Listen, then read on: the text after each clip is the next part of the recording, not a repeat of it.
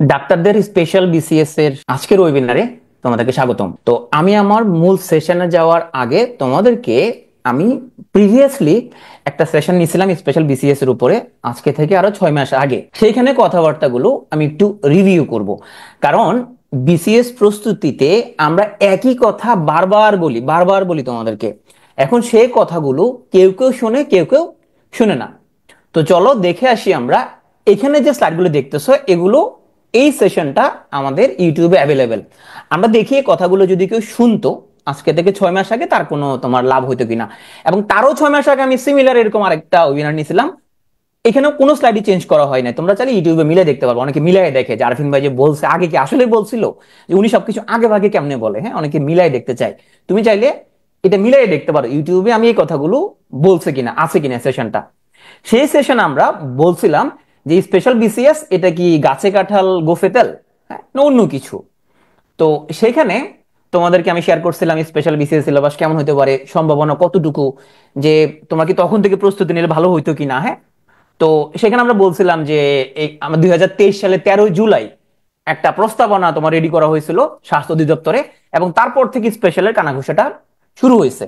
এবং আমি তোমাদের বলছিলাম যে স্পেশাল বিসিএস হওয়ার সম্ভাবনা কতটুকু ছিল এবং আগামী কিছুদিনে কি পরিমাণ ডাক্তার লাগবে আমি একটা পরিসংখ্যান দেখাছিলাম। আমি বলছিলাম যে বর্তমানে বাংলাদেশে প্রায় 5,848টা পদ খালি, বর্তমানে না সরি, মানে যখন এই ওয়েবিনারটা আমি করি এই ভিডিওটা কিন্তু ইউটিউবে অ্যাভেলেবেল। এবং আমি সেখানে দেখাইছিলাম যে বাংলাদেশের স্বাস্থ্য কমপ্লেক্স গুলোকে 31 বেড থেকে 50 বেড উন্নীতকরণ, 50 বেড থেকে 100 বেডে নেওয়ার জন্য আমাদের প্রচুর ডাক্তার প্রয়োজন। জেলা সদর হাসপাতালকে 100 থেকে 250 নেওয়ার জন্য প্রচুর ডাক্তার প্রয়োজন। এবং আমরা বলছিলাম যে আগামী কয়েক বছরে 7 থেকে 8 হাজারের মতো ডাক্তার লাগবে। হ্যাঁ, এই কথাগুলো বলছি যে এগুলো কয়েকবার বলছি, মোটামুটি 1 বছরের মতো হয়ে গেছে। এই ওয়েবিনারটা আমি 2বার নিয়েছিলাম।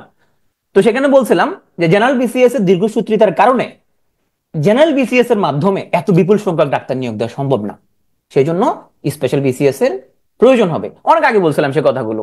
তো এখন অনেকে অবিশ্বাস করতো যে আসলে কি স্পেশাল বিসিএস এটি হবে কিনা। হ্যাঁ, তো আমি তখন একটা কথা বলছিলাম যে যারা বিশ্বাস করে না স্পেশাল হবে, হ্যাঁ, যে যারা বলে যে হচ্ছে যে আমি বিশ্বাস করি না স্পেশাল হবে কিনা, হ্যাঁ, তাদের জন্য আমার কিছু সাজেশন ছিল। আর যারা বিশ্বাস করে অপটিমিস্ট, যে তাদের জন্য কিছু কথা বলছিলাম।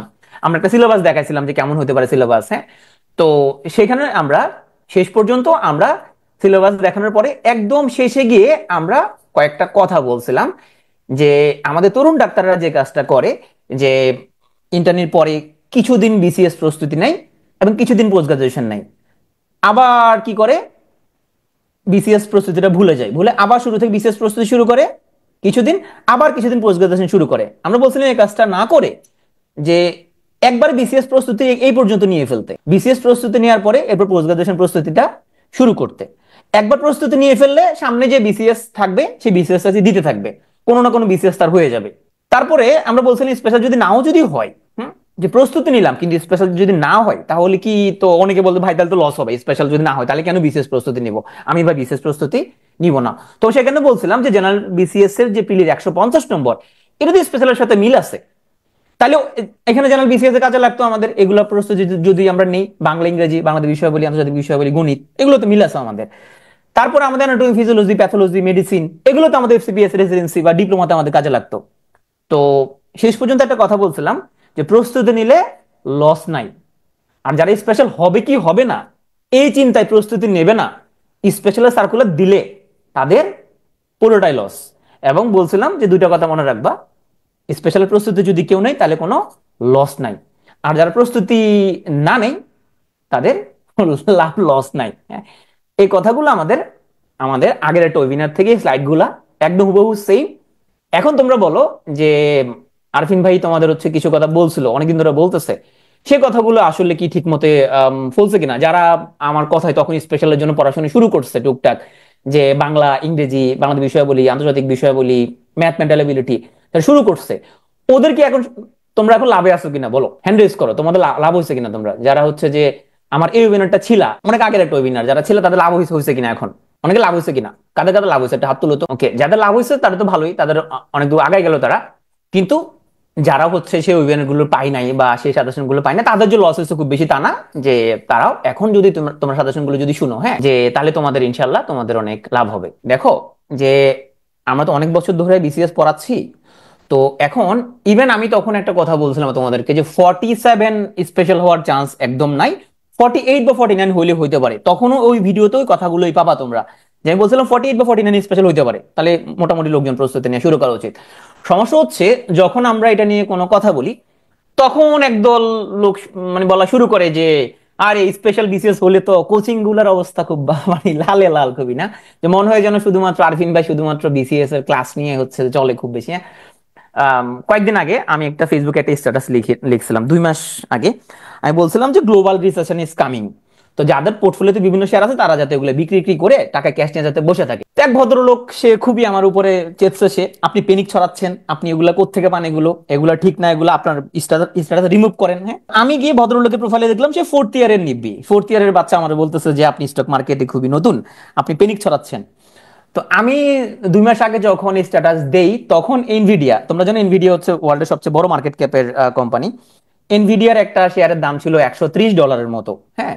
আর গতকাল এনভিডিয়া শেয়ারের দাম হচ্ছে $92, $92 কাছে, 93 বা $94 এরকম, হ্যাঁ। তো তার মানে আরেকজন বলতেছিল যে আপনি ইউটিউব দেখে স্টক মার্কেট শিখছেন, আপনি মানুষকে জ্ঞান দেন এরকম, হ্যাঁ। তো তোমরা তো এখন দেখতেছো তোমার গত 1 সপ্তাহ জুড়ে তোমার গ্লোবাল ট্রেড ওয়ার কিভাবে শুরু হয়েছে এবং স্টক মার্কেট কিভাবে ক্রাশ করছে মোটামুটি। তো আমার বুদ্ধি পরামর্শ, আমার বন্ধু বান্ধব যারা মোটামুটি তাদের পোর্টফোলিও সেল টেল করে বসেছিল, ওরা এখন হাসতেছে, কয় আমরা তো আরামে আছি, ক্যাশলে বসে আছি, এখন আমরা কিনবো। আমরা যখন একটা কথা বলি তো আমরা চিন্তা ভাবনা করে তো বলতে হয়, কারণ ফেসবুকের মতো প্ল্যাটফর্মে যখন একটা কথা যায় তখন অনেক চিন্তা ভাবনা করে কথা বলা লাগে। কিন্তু ওই যে তখন সতর্ক থাকতে হয়, কিছু লোক বলবে যে আপনারা তো কোর্স বিক্রি করেন, কোর্স সেলার, হ্যাঁ। তো তাদের জ্বালায় আবার অনেক কথাই বলতে পারি না, তারপর চেষ্টা করি তোমাদেরকে সাজেশন দেওয়ার জন্য। তো চলো আমরা হচ্ছে যে আজকের সেশনটা শুরু করি। ডাক্তারদের স্পেশাল বিসিএস এর এই ওয়েবিনারে তোমরা যারা আসছো তোমাদের সবাইকে স্বাগতম। তোমরা একটা ফর্ম ফিল আপ করছো অনেক কষ্ট করে, এবং তোমাদের উদ্দেশ্য যে স্পেশাল বিসিএস এ সফল হওয়া, হ্যাঁ। আর এখানে আমার দিক থেকে তোমাদের জন্য যেটা করণীয় থাকবে, স্পেশাল বিসিএস পাশ করার জন্য কি কি করণীয় একদম ভেঙে ভেঙে ইনস এন্ড আউটস আমি তোমাদেরকে ব্যাখ্যা করব। তো আমার পরিচয়টা একটু দিয়ে নেই যাদের সাথে আমার আগে পরিচয় হয় নাই। আমার নাম ডাক্তার শামসুল আরিফিন। আমি বিসিএস প্রিলিতে অংশগ্রহণ করি 35, 36, 37, 38 4টা বিসিএস প্রিলিতে, এবং প্রতি প্রিলিতেই মিনিমাম ইফোর্টে আলহামদুলিল্লাহ আমি উত্তীর্ণ হয়েছিলাম। মিনিমাম ইফোর্ট বলতে আমি বুঝাচ্ছি যে খুব কম পড়ছিলাম, খুব কম পড়ে 4টা প্রিলি হচ্ছে পাশ করছিলাম, হ্যাঁ। আর ডাক্তারদের মধ্যে একটা জিনিস থাকে যে মেডিকেল থেকে পাশ করার পরে বলে যে আমি কেমন একটা পড়ি নাই তাও পাশ করে ফেলছি, হ্যাঁ। তো এটা যে আরফিন ভাইয়ের ক্ষেত্রে এটা যে ট্রু না, আমার ক্লাসমেটদের ক্ষেত্রে জিজ্ঞেস করলে কুমিল্লা মেডিকেলে ওরা বলবে যে আরফিন আসলে খুবই কম পড়ছে এবং খুব কম পড়ে ও সবসময় প্রিলি পাস করছে। আর বিসিএস পড়ানোর জন্য বা স্পেশালে পড়ানোর যোগ্যতা আছে কিনা সেটার জন্য একটা পয়েন্ট আমি অ্যাড করব।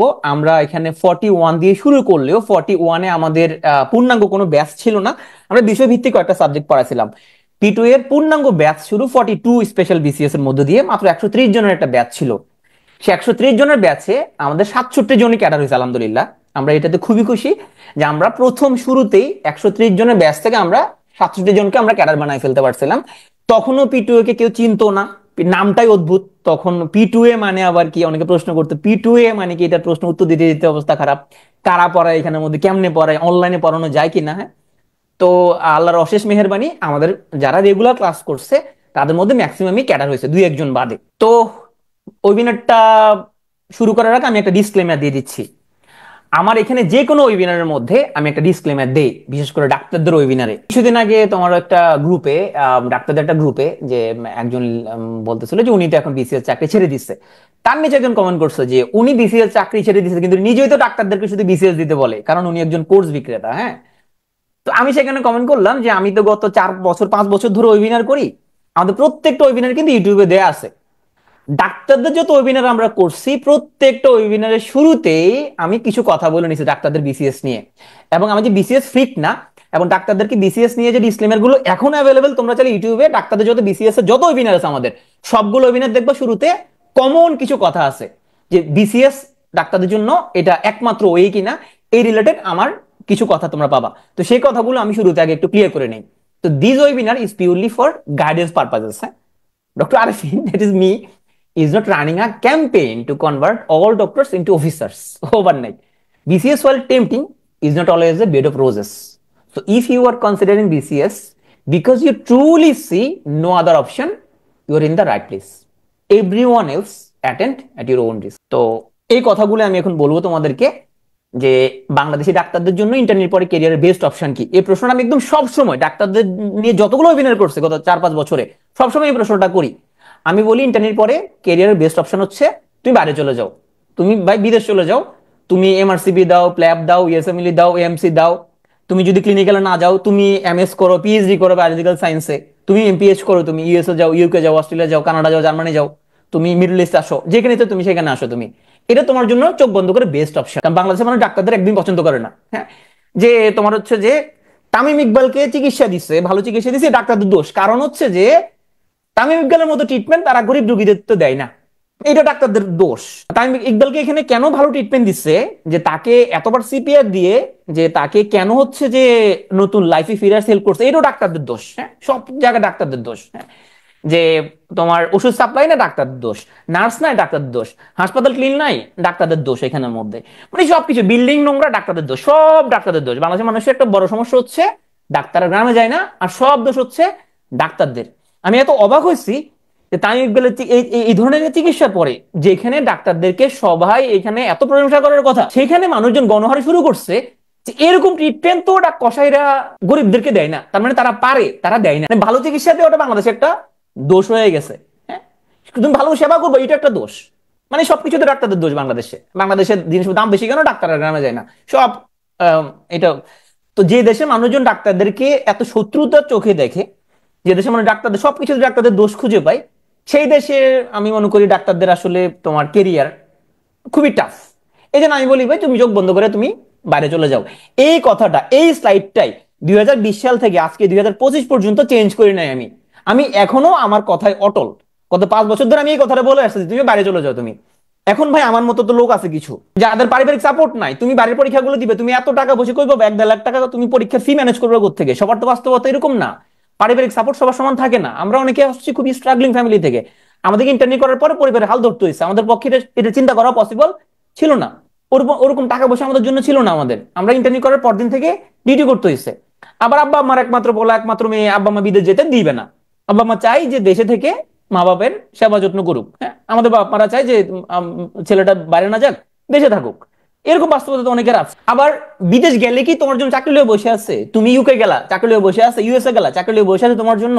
ইউএসএ গেলে তুমি রেসিডেন্সি পেয়ে যাবা? পার্সোনাল কান্ট্রিতে কোনো স্ট্রাগল নাই? ডেফিনেটলি স্ট্রাগল আছে, অনেক বেশি পরিমাণে স্ট্রাগল আছে। এখন এই পরিমাণে স্ট্রাগল করার স্ট্যামিনাও সবার নাই। আমেরিকাতে এখনো অসংখ্য ডক্টর রেসিডেন্সি ওদের ম্যাচ করতেছে না, অনেক ডক্টর বেকার। আমি এখানের মধ্যে এই নিউজগুলো হচ্ছে জাস্ট কিছুদিন আগের।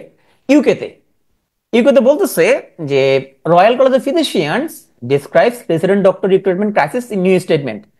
এবং স্কাই নিউজ বলছে 1 মাস আগে, এটা অতিরঞ্জিত মনে হলেও এটা সত্য, যে জিপিরা তারা হচ্ছে উবার ড্রাইভার হিসেবে কাজ করতেছে, কারণ ওরা কোনো জব পাচ্ছে না।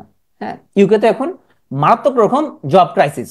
তাইলে আমরা যত এনএইচএস এর কথা বলতেছি, এখানে ইউকেতে গেলেই জব হয়ে যাবে, বিষয়টা এত সিম্পল না। তুমি এখানে শুধু প্ল্যাব পাস করলেই তুমি তোমাকে জব নিয়ে বসে নাই এখানের মধ্যে। হ্যাঁ, তুমি শুধু এখানের মধ্যে লাইসেন্সিং একদম পাস করলে তোমার জন্য জব নিয়ে কেউ বসে নাই। মিডল ইস্টের মধ্যে সেম অবস্থা। তুমি দুবাই লাইসেন্স কিন্তু পাস করলেই তোমার জন্য জব নিয়ে বসে না, দুবাই এসে থাকতে হবে 3-4 মাস, এখানে তোমাকে ফাইট করতে হবে 3-4 মাস, বিভিন্ন হাসপাতালে সিভি দিতে হবে। এখন 2-3 মাস দুবাইতে স্টে করা সবার পক্ষে সম্ভব না। সে 2-3 মাস কই থাকবে, কার বাসায় থাকবে, এত টাকা সে কই পাবে সে? তাহলে বললেই বিদেশে আসা যায় না। আমরা এখানে অনেকেই আছি এরকম যাদের দেশে থাকা ছাড়া অন্য কোনো অপশন নাই। আমারও নিজের অবস্থা ছিল যে আমার দেশে থাকা ছাড়া কোনো অপশন ছিল না। তাহলে ভাই আমরা তাহলে কোন দিকে যাব? তাইলে যাদের দেশে থাকা ছাড়া কোনো অপশন নাই, বিসিএস স্বাস্থ্য ক্যাডার তার জন্য সবচেয়ে খারাপ একটা চাকরি, সবচেয়ে খারাপ চাকরি। সমস্যা হচ্ছে বাংলাদেশের ডাক্তারদের জন্য হচ্ছে ভালো চাকরিও তেমন নাই। আগে বলতো রোহিঙ্গা ক্যাম্পে গেলে 1.5 লাখ টাকা বেতন, তো রোহিঙ্গা ক্যাম্পে চাকরি তো এটা তো তোমার টেম্পোরারি। এখন চাকরি আছে অনেকের, তো চাকরি নাই, এনজিও চাকরি, ইউএসআইডির ম্যাক্সিমাম লোকের এখন চাকরি নাই। তাইলে বাংলাদেশে তোমার একটা সিকিউর একটা জব, যেখানের মধ্যে আমার সোশ্যাল স্ট্যাটাস মেনটেন হচ্ছে, আমি যথেষ্ট রকম সম্মানও পাচ্ছি, এবং চাকরিটা পার্মানেন্ট, এটা বিসিএস চাকরি ছাড়া আর খুব বেশি অপশন কিন্তু বাংলাদেশের ডাক্তারদের জন্য আর নাই। এই কথাগুলো আমি গত 5 বছর ধরে বলতেছি, এখনো তোমাদেরকে এই কথাগুলো বলতেছি। তো আমি আগের ডিসক্লেমার পার্টটা শেষ করে নিলাম, নাইলে পরে আবার বিভিন্ন গ্রুপে কথা হবে। ডাক্তার আরিফিন শুধুমাত্র সে কোর্স বিক্রি করার জন্য ডাক্তারদেরকে বিসিএস ক্যাডার বানায় ফেলতে চাচ্ছে। অথচ আমি এই কথাগুলো সবসময় আমি বলি, শুরুতে এগুলো আগে বলি যে তুমি টাকা থাকলে সেটেল হইতে বলে বাইরে চলে যাও, সেখানে যে কষ্ট করো। এখন তোমাদের একটু হতাশ করে দিলাম আমি, বিসিএস খুব খারাপ চাকরি বলে হতাশ করলাম। এখন তোমরা আমার কাছ থেকে কি চাও, মোটিভেশন নাকি ট্রান্সফরমেশন? দেখো, মোটিভেশন হচ্ছে এটা কাইন্ড অফ তোমার হচ্ছে যে ওই যে চুলকানির মতো, একটু আরাম লাগে। হ্যাঁ, চুলকালে একটু আরাম লাগে, একটু চুলকাই দে, আরাম লাগে খুবই। হ্যাঁ, ওই যে তোমার দোকানে গেলে নাপিত একটু তোমার মাথাটা টিপে দেয়, খুব আরাম লাগে। তো মোটিভেশন শুনলে একটু আরাম লাগে। মোটিভেশন মানুষের কোনো কাম হয় না, মানুষের দরকার ট্রান্সফরমেশন। তুমি সারাদিন মোটিভেশনাল কথাবার্তা শুনে নিজের মধ্যে কোনো চেঞ্জ আসবে না তোমার মধ্যে। তোমার নিজেকে আমূল বদলায় ফেলতে হবে। তোমার তোমার চিন্তা ভাবনা, পড়াশোনার স্টাইল, সবকিছু যদি তুমি আমূল পরিবর্তন করে ফেলতে পারো, তাইলে তোমার পক্ষে বিসিএস একেবারে সহজ একটা জিনিস। বিসিএস এর থেকে সহজ কোনো জিনিস হইতে পারে না। কিছু শকিং ফ্যাক্ট আমি তোমাদের সাথে শেয়ার করি। প্রতি বছর অন অ্যান অ্যাভারেজ 25 থেকে 30 হাজারের মতো ডাক্তার বিসিএস দেয়। স্পেশাল মোটামুটি 40 হাজারের মতো দিবে। তার মধ্যে 25 হাজার ডাক্তার কোনো প্রকার প্রস্তুতি নেয় না। তুমি কইবে যে আপনি কেমনে জানেন? যেহেতু ডাক্তারদের বেশিরভাগই পিটুইতেই পড়ে, তাহলে এখানের মধ্যে আমরা এখানে একটা স্ট্যাটিস্টিক্স আমরা এখানের মধ্যে দেখি যে এখানে কতজন ডাক্তার ভর্তি হয়ে কতজন প্রস্তুতি নেয় না, পড়াশোনা করে না। 3 হাজার ডাক্তার আধা দিয়ে প্রস্তুতি নেয়, 50-50। 50-50 দিয়ে তো হবে না। জেনারেল বিসিএস গুলোতে আমার যে এস্টিমেশন, সারা দেশে মাত্র 1,000 ডাক্তার সিরিয়াসলি বিসিএস দেয়। তুমি কইবে যে আপনি কেমন জানেন 1,000 ডাক্তার সিরিয়াসলি দেয়? কারণ যারা সিরিয়াসলি বিসিএস দেয় তাদের মধ্যে প্রতি দুজনের একজন অবশ্যই প্রিলি পাস করবে। প্রতি দুজনের মধ্যে একজন অবশ্যই প্রিলি পাস করবে। যেহেতু প্রতি বছর ডাক্তারদের মধ্যে 400-500 মতো প্রিলি পাস করে, এমবিবিএস এর কথা বলতেছি, তাইলে এখানের মধ্যে আমার এস্টিমেশন হচ্ছে মাত্র 1,000-এর মতো ডাক্তার যারা সিরিয়াসলি বিসিএস দেয়। তুমিও তোমার নিজের মেডিকেলে দেখো, তোমার নিজের মেডিকেলে কজনকে তুমি পাচ্ছ যারা সিরিয়াসলি বিসিএস এর জন্য পড়ে? বাকিরা টুকটাক ডাইজেস্ট প্রস্তুতি, পরীক্ষার আগে 1 মাস আগে একটা ডাইজেস্ট নিয়ে এটা উল্টা পাল্টায় দেখে, তারপরে কয় জেনারেল বিসিএস খুবই কঠিন, আমার হচ্ছে না। এটা আসলে ওরা হচ্ছে ডাইজেস্ট পার্টি। ডাইজেস্ট পরে তো প্রিলি পাস করা ডিফিকাল্ট। এটা তো আগে সম্ভব ছিল, এখন তো সম্ভব না এটা। এখন তোমার ইউনিভার্সিটির লোকজন অনেক বেশি পড়াশোনা করতেছে। তো দেখো, তাহলে স্পেশাল আমরা যদি হচ্ছে যে ক্র্যাক করতে হয়, আমরা এখন এটা যদি ক্র্যাক করে ফেলতে পারি, তাহলে কেরিয়ারের জন্য আমার কেরিয়ার গ্রোথের একটা মারাত্মক রকম অপরচুনিটি। কারণ আমাকে এখানে 900 নম্বরের লিখিত পরীক্ষা দিতে হবে না, এখানে আমাকে অন্যদের সাথে প্রতিযোগিতা করতে হবে না, ডাক্তারদের সাথে ডাক্তারদের প্রতিযোগিতা। সিট অনেক বেশি, 2,000-এর মতো এখানের মধ্যে যদি সিট থাকে, তাহলে আমাকে মেরিট লিস্টে 2,000-এর ভিতরে থাকলে আমার এখানের মধ্যে পাস। হ্যাঁ, তাও কি ডাক্তারদের মধ্যে। যখন আমাকে অন্যদের সাথে প্রতিযোগিতা করতে হয়, সেখানে কি হচ্ছে, সেখানে 14,000 যদি প্রিলি টিকায়, ডাক্তার টিকে হয়তো 500, ওই কাটমার্ক অর্জন করতে হচ্ছে। এখানে আমার অন্যদের সাথে কাটমার্কের খেলাটা নাই, কাটমার্কের খেলাটা শুধু ডাক্তারদের সাথে আমার। তাহলে এখানে অপরচুনিটি অনেক বেশি। 900 নম্বরের লিখিত পরীক্ষা আমাকে দিতে হচ্ছে না, এবং খুব দ্রুত রেজাল্ট হয়ে যায়। সবকিছুই এখানে অনেক ফাস্ট হয়ে যায়। ভাইবে তো কোনো প্যারা নাই, ভেরিফিকেশন ফাস্ট, সবকিছু অনেক ফাস্ট স্পেশালের মধ্যে। তাহলে এইটা তোমাদের কেরিয়ারে লাফ দেওয়ার একটা বড় সুযোগ, কেরিয়ারে তোমাদের গ্রো করার অনেক বড় একটা সুযোগ। তাইলে যদি গ্রো করতে হয়, তোমার কয়েকটা জিনিস লাগবে। তোমার লাগবে স্কিল, তোমার লাগবে পড়াশোনা। সে পড়াশোনা আন্দাজে মুন্দাজে করলে আবার হবে না। তোমার লাগবে স্ট্র্যাটেজি, কি পড়তে হবে আর কি পড়তে হবে না, এই জিনিসটা তোমাকে ঠিকঠাক বুঝতে হবে। একটা সিস্টেমেটিক ওয়েতে তোমাকে পড়তে হবে। এই 3টা জিনিস যদি তুমি করতে পারো, তাহলে তুমি কেরিয়ারে একটা বড় লম্বা একটা লাফ দেওয়ার তুমি সুযোগ পেয়ে যাচ্ছ। যে দেখো, যে ডাক্তাররা যেটা বলে জেনারেল বিসিএস এ প্রিলি পাস করা খুবই কঠিন, পাস করতে পারতেছি না ভাই, অনেকদিন দিচ্ছি কেন? Not because you are not brilliant, not because you are not hard working, not because you don't have good books. সবকিছুই আছে। তুমি ভাই ব্রিলিয়ান্ট যে সবাই জানে, তুমি ছোটবেলা থেকে পড়াশোনা করছো। তুমি যে হার্ড ওয়ার্কিং সবাই জানে। যে ছেলে বা মেয়ে ফাইনাল প্রফ পাস করতে পারে, ওর জন্য জগতের যে কোনো এক্সাম ওর জন্য সহজ। ফাইনাল প্রফ পাস করার জন্য সার্জারির বই পড়তে হয় 2,000 পেজের মতো, গাইড বই, শুধু গাইড বই বলতেছে। মেডিসিন পড়তে হয় 3 থেকে 3,500 পেজ, গাইনি পড়তে হয় আরো 1,000 থেকে 1,200 পেজ, ভাইবার জন্য আবার কার্ড পড়তে হয় তোমার 500 থেকে 600 পেজের মতো। লং কেস শর্ট কেস মিলা একটা ফাইনাল প্রফ পাস করার জন্য 10 থেকে 12,000 পেজ শুধু গাইড বই পড়া লাগে। যারা টেক্সট বুক পড়ে না আমার মতো, যারা আমার মতো শুধু গাইড বই পড়া পাস করছে, তারা 10 থেকে 12,000 পেজ গাইড বই পড়া লাগছে। যে ছেলে বা মেয়ে ফাইনাল প্রফ পাস করে আসছে, পৃথিবীর কোনো পরীক্ষা দিয়েও আটকানো যাবে না। তাহলে ভাই ডাক্তাররা প্রিলিতে এখানে পাস করতে পারতেছে না কেন? কারণ হচ্ছে তুমি ইউজলেস ইনফরমেশন মুখস্থ করতেছো, যেই ইনফরমেশনের কোনো প্রয়োজন নাই তুমি সেগুলো মুখস্থ করতেছো। বিসিএস প্রিলি ক্র্যাক করার জন্য প্রয়োজন হচ্ছে সেম ইনফরমেশনটা, ইম্পর্টেন্ট ইনফরমেশনটা বারবার বারবার বারবার রিভিশন দেয়া, রিভিশন দিতে দিতে দিতে দিতে এটাকে রিফ্লেক্সের মধ্যে বানাই ফেলা, যাতে করে পরীক্ষা তুমি অটোমেটিক এটা পারো। কারণ বিসিএস প্রিলিতে এমন কোনো কোশ্চেন আসে না যেটা খুব অপরিচিত, বেশিরভাগ আসে পরিচিত কোশ্চেন। তাইলে ভাইয়া পরিচিত কোশ্চেন আসার পরও প্রিলি পাস করা কঠিন কেন? কারণ তুমি এক্সাম হলে তোমার সিম্প্যাথেটিক ড্রাইভ এত বেশি থাকে, তোমার হচ্ছে পিপিল ডাইলেট হয়ে যায়, তুমি বড় বড় দেখো, তোমার ঘাম হচ্ছে, এংজাইটি হচ্ছে। ওই পরিস্থিতিতে তুমি কি করতেছো? তুমি তখন সহজ সহজ জিনিসগুলো তুমি ভুল করে ফেলতেছো। তাই সহজ জিনিস ভুল না করার জন্য তুমি একই তথ্য, গুরুত্বপূর্ণ তথ্য বারবার বারবার বারবার পড়ে পড়ে পড়ে পড়ে এগুলো তোমাকে একটা আত্মস্থ করে ফেলতে হবে। এটাই বিসিএস প্রিলি পাস করার টেকনিক। কিন্তু অপ্রয়োজনীয় তথ্য, ভুরি ভুরি তথ্য পড়ে, কারেন্ট অ্যাফেয়ার্স ভুরি ভুরি পড়ে মুখস্থ করে প্রিলি পাস করা যাবে না। এগুলো করার কোনো প্রয়োজন নাই। তোমাকে বুঝতে হবে কোন জিনিসটা আমাকে পড়তে হবে। বিসিএস প্রিলি পাস করার জন্য কি পড়তে হবে না, এটা অনেক বেশি গুরুত্বপূর্ণ কি পড়তে হবে তার চেয়ে। তোমাকে আগে ঠিক করতে হবে কি কি পড়তে হবে না, কি কি আমি বাদ দিতে পারবো। তো চলো আমরা একটা সহজ একটা কোশ্চেন করি তোমাদেরকে, যে তোমরা এখানে কেউ যদি রুবিক্স কিউব সলভ করার যদি ট্রাই করে থাকো, আন্দাজে যদি কেউ যদি রুবিক্স কিউব মিলাতে যদি চায়, আন্দাজে কোনো নিয়ম জানে না, সে কি মিলাতে পারবে? সারাদিন চেষ্টা করলে তুমি মিলাতে পারবে না। যদি কেউ নিয়ম না জানে, যদি ফ্রেমওয়ার্ক যদি সে না জানে, মিলাতে পারবে না সে। কিন্তু রুবিক্স কিউব মিলানোর জন্য যদি সে কেউ যদি ফ্রেমওয়ার্কটা যদি জানে, অ্যালগোরিদমটা যদি জানে, তাইলে 1 মিনিট 2 মিনিটের মধ্যে মিলাই ফেলতে পারবে। প্রিলি জিনিসটা এরকম, যারা যারা জানে যে কি কি পড়া লাগে, এটা যারা জানে তারা 1 মাসের প্রস্তুতিতে বিসিএস প্রিলি পাস করে ফেলতে পারে। তুমি কই আপনি কি চাপা মারতেছেন? না রে ভাই, পিটুএ তে 1 মাসের ক্রাশ ব্যাচ চালানোর অভিজ্ঞতা আছে। 42 দিনের ব্যাচ আমরা চালাইছি, সেই ব্যাচগুলোতে প্রিলিতে পাসও করছে। তুমি কইবা ভাই 1 মাসের ব্যাচে কি পড়াইছেন? 1 মাসের ব্যাচে শুধুমাত্র প্রতি সাবজেক্ট থেকে সবচেয়ে একদম ক্রিম জিনিসগুলো পড়াইছে, সবচেয়ে ক্রিম বলছে এইটাই পড়তাম, অন্য কোনো কিছু পড়া তোমাদের দরকার নাই। কারণ আমরা যে ক্র্যাশ ব্যাচগুলো চালাই সেগুলোতে আমরা চেষ্টা করি কম পড়াইতে, কারণ বেশি বললে ওইখানের মধ্যে ভুল করবে বেশি। এখন কি কি জিনিস পড়তে হবে, এটা আমি তোমাদেরকে একদিনের ওয়েবিনারে ব্যাখ্যা করা খুব কঠিন। তোমাদের যাতে বিরক্ত একটু কম লাগে, সেই জন্য আমরা 3টা পার্টে ওয়েবিনারটা নিব। আজকে প্রথম দিন আমি তোমাদেরকে সিলেবাস অ্যানালাইসিসটা দেখাবো বিস্তারিত, এবং জেনারেল পার্টের কি কি জিনিস পড়তে হবে এইটা তোমাদের একটা পূর্ণাঙ্গ আইডিয়া আজকে ইনশাল্লাহ দিব। আগামীকাল তোমাদের সাথে আমি মেডিকেল পার্টের কি কি পড়তে হবে এটার প্রস্তুতির রূপরেখা দিব। কিছু লোকজন বলে যে ভাইয়া মেডিকেল পার্টে এফসিপিএস যা আসে সব পড়ে ফেললে হবে না? আরে বক, এফসিপিএস যা আসে, এফসিপিএস আর বিসিএস কি সেম হলো? বিসিএস আসে খুবই সুপারফিশিয়াল তোমার হচ্ছে যে মেডিকেল সায়েন্স, এফসিপিএস এ কত তোমার ইন ডেপথ প্রশ্ন করে এখানের মধ্যে। তাহলে কে যদি স্পেশাল বিসিএস এর জন্য যদি এফসিপিএস এর মতো করে যদি পড়ে, ও তো কনফার্ম ফেল। কারণ এত ডিপে পড়তে গেলে জেনারেল পার্ট কখন পড়বে? এত ডিপে পড়ার তো প্রয়োজন নাই। বিসিএস এর মেডিকেল সায়েন্স এখানে খুবই সিস্টেমেটিক, খুবই সুপারফিশিয়াল, এবং এমন কিছু টপিক আছে যেগুলো থেকে সবসময় মেডিকেল পার্টের কোশ্চেন হয়। একদম সে 10 বিসিএস থেকে এভাবে প্রশ্ন হয়।